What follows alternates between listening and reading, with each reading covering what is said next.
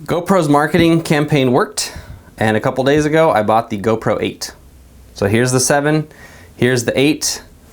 I've only had this thing for about 3 days, and the jury is still out if it's worth the upgrade. I've been running some tests, and I figured why not film some of these tests and then put them on YouTube, because maybe this will be helpful for other people watching. So in this video, that's exactly what you're gonna get, and I'm gonna try and keep it as short and sweet as possible. So for comparison's sake, here's the 7, here's the 8. The 8 is a little bit bigger. I'm gonna try not to influence you guys in any way, shape, or form. I'm just gonna put out raw footage that hasn't been color corrected. I'm gonna use the exact same settings on both cameras, and then you can be the judge.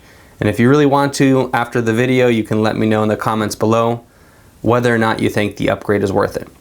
So we're gonna just hop right in, but first, I do want to tell you a few things that I've already noticed from the camera that might be worth noting. So first things first, GoPro 8 has these cool new legs that pop out, right? So whereas before you needed a frame to put your GoPro in to attach it to stuff, now you can drop that frame and just use these legs. I already have major beefs with these legs because they're a lot more flimsy. So because they have more moving parts, they're not nearly as secure. Is this going to be problematic? I don't really know yet, but I imagine that it will be. So for example, check this out. When you stick the legs into, and I'm dropping the camera already.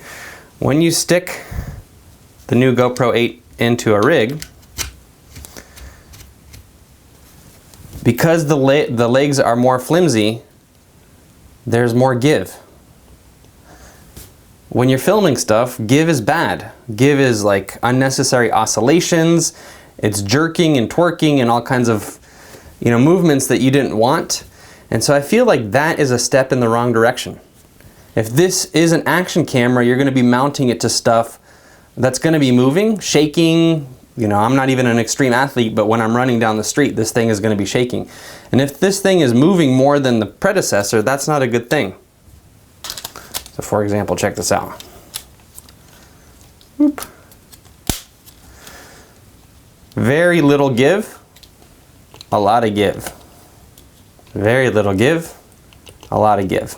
The next thing that I want to point out, and I don't know if this is going to be an issue or not, but the door pops off.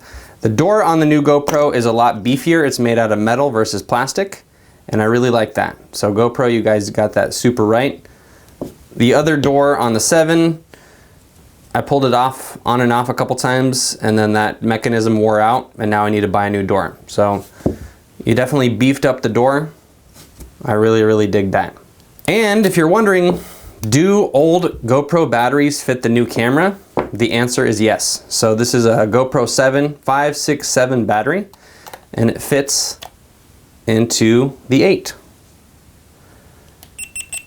That being said, when you put in an old battery, you get this battery notice, and the battery notice says, use a GoPro rechargeable battery Hero 8 Black for peak performance. So I really hope that this message doesn't mean that they're gonna downgrade the performance if you use older batteries.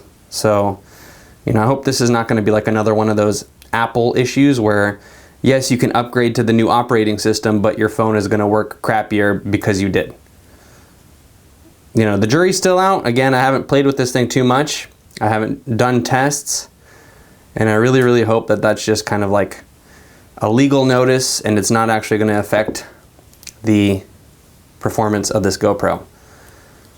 So real quickly, I just want to show you that when you turn this off and you put a brand new GoPro 8 battery in,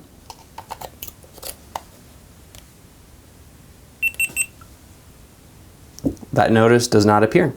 So just something to keep in mind, something to watch for. I think this is more interesting than anything else.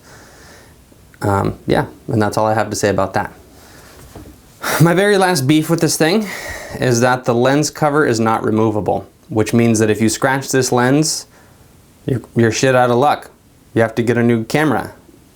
And I know that, you could put like a tempered glass shield on this thing. You could do that for the back, but I don't like doing that. I feel like it affects the quality of the image. And there's a reason why on DSLRs or RED cameras, people don't put tempered glass stickies onto the lens. It's just not as good. So whereas the predecessor, the GoPro 7, they got that part really right too, because this lens cap was removable. And so if you ever scratch the glass, you just buy a new piece and you're good to go again. So I feel like that is a huge regression. Honestly, I do. I don't know if GoPro is moving away from the adventure camera market and going more towards vlogging, in which case maybe that makes sense because you're not going to be putting this camera into extreme situations.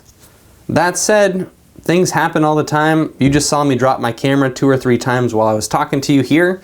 And so it'd be really nice if that aspect was transferred over from the 7. A removable lens protector would be great. All right, I've digressed long enough. Let me quickly show you how I'm going to be conducting these tests and we'll hop right into them.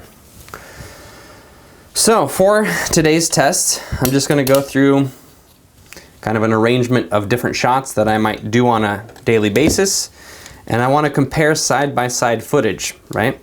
So I want to make it as fair as possible. So I'm going to arrange the cameras in such a way that they basically see the exact same thing.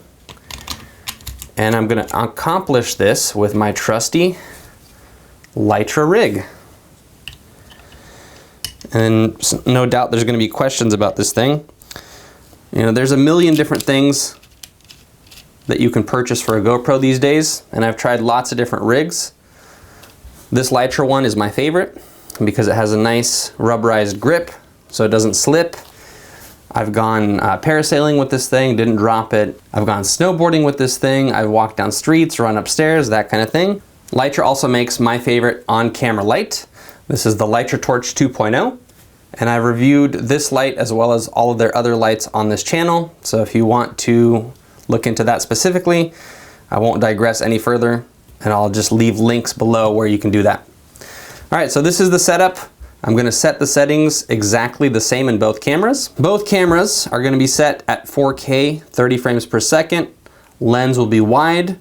Hypersmooth 2.0 will be on in this one. Hypersmooth 1 will be on in that one. I have turned Pro Tune on both cameras. White balance is auto. The ISO minimum is going to be 100. ISO max is 800. I never really turn it up beyond that because the footage completely degrades and I feel is unusable. The color of both cameras will be set to GoPro, not flat. And I believe those are all the settings that matter. All right, so let's jump into the actual tests. I've been rambling long enough. If at the end of the video you feel like expressing your mind, I'd love to hear from you in the comments below. And I'm specifically curious to know if you think the footage looks better on the 8 versus the 7. All right, let's do this.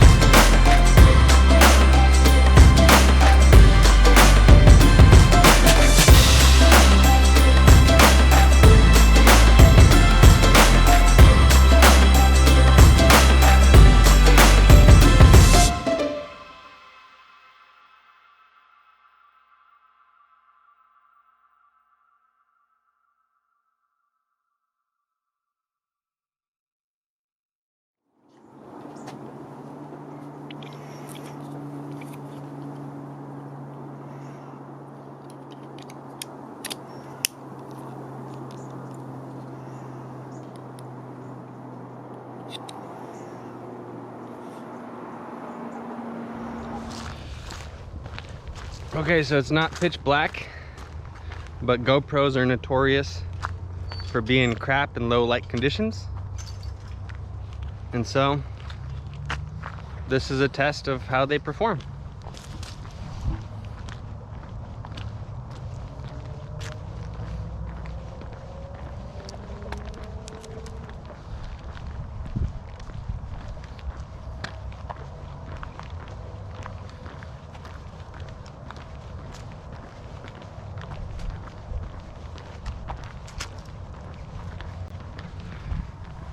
This is a low light test, aka Sergey ruins an evening walk by filming stuff for YouTube.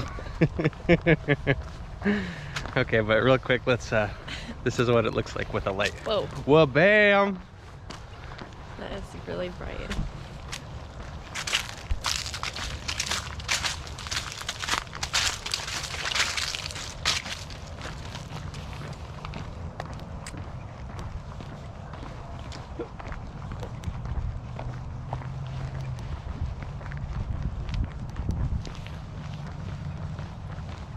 Okay, close your eyes, ready? Hold my hand.